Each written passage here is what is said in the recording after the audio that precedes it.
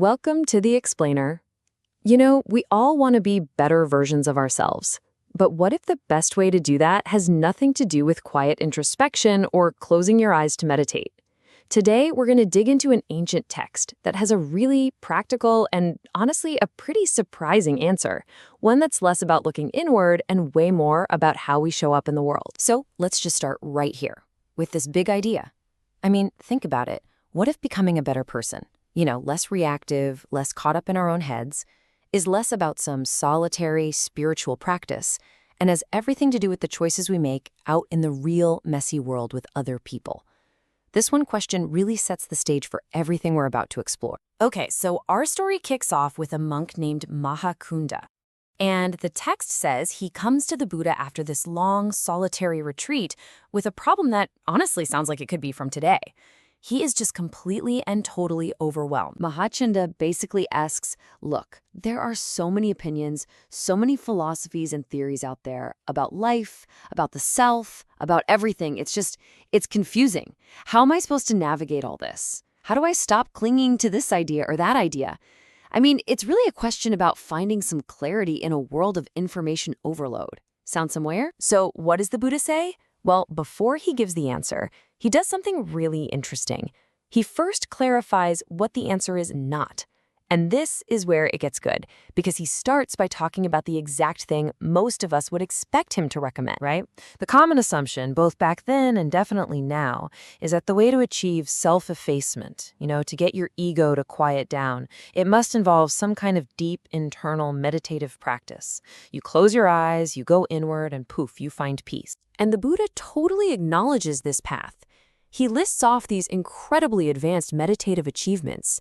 I mean, these are peak experiences of bliss, of peace, of this boundless, infinite awareness.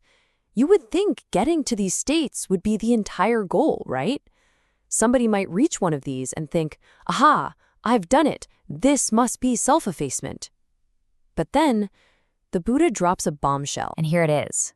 Here's the twist. The Buddha gives these amazing state-specific names: blissful meditations, peaceful meditations. He's not dissing them. They're obviously valuable experiences. But he makes this super important distinction. They are not called self-effacement. They might be a wonderful result of the path, but they are not the path itself. So, okay, if self-effacement isn't about reaching some peak state in meditation, then what on earth is it? Well, this is the pivot point of the whole teaching, where we get a totally different picture of the path, one that's radically practical. The true practice, the Buddha explains, isn't something hidden away in the quiet of a meditation hall. It's actually profoundly simple and completely external. It's a path of active ethical choices that you make, moment by moment, in how you interact with everything and everyone around you. And this right here is the heart of it. The Buddha lays out 44 pairs of choices. And notice the wording here. It's so important.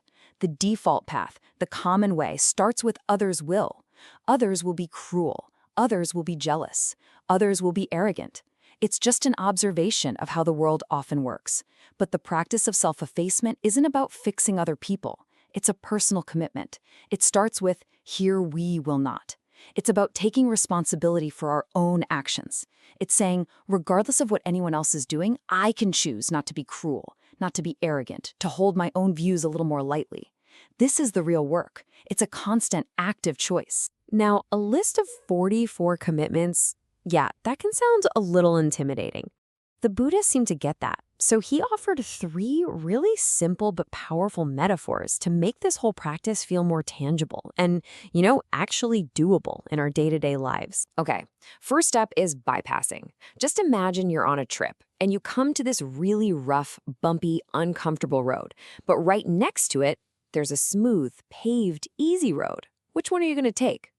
It's a no-brainer, right? You take the smooth one. Well, in the same way, things like cruelty, anger, and lying, that's the rough road. It's hard, and it just leads to more trouble.